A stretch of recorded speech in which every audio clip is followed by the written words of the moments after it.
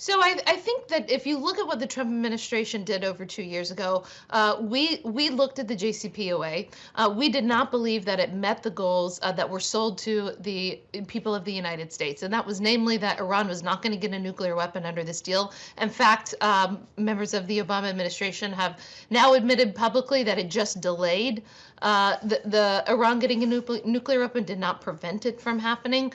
So there were some flaws in the deal, but one of the fundamental flaws and one of the reasons that we withdrew as well is because these billions of dollars in sanctions relief were not used for the Iranian middle class to make their life better. Look at how COVID is wreaking havoc in that country. Instead, that money went to missile programs, went to terrorist proxies, Kataib Hezbollah in Iraq, people who have attacked the U.S. embassy. When you look at Iranian influence throughout the region, when you look at Lebanon, when you look at Syria, when you look at Yemen, when you look at places that have these sorts of nefarious influence from the Islamic Republic of Iran, these are the most unstable, unprosperous regimes in the Middle East. Whereas you contrast that, when you look at the other regimes, when you look at the other states, you see peace breaking out. And so we have embarked on a policy in this administration to reward and to embolden the Gulf Arab, our allies, to embolden Israel, and to not reward an enemy. So it is a very, very different policy than the one that was pursued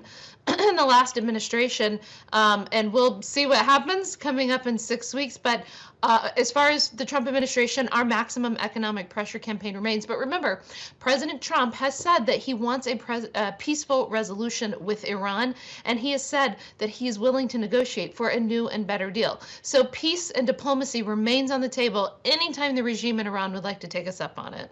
But listen into what she had to say about F-35s, because obviously this has been a big question hanging over the Abraham Accord. Yes, it's an incredibly historic deal, but the Israelis and, frankly, a huge lobby in Washington are pushing back on the idea of F-35s for this part of the world, for the UAE specifically. Listen in.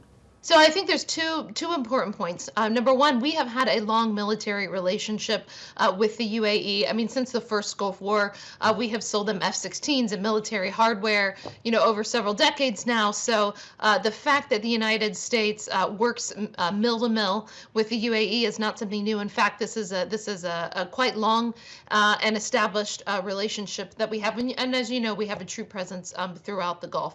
Secondly, we do have QME, which is the law of the land, of course, here in the United States, qualitative military edge as it relates to Israel. So we believe that there's a way for us to work with the UAE to make sure that they have the equipment that they need while also respecting and maintaining QME. And I think we'll see what happens, but we have to consult with the Congress. There's a lot of parties involved here.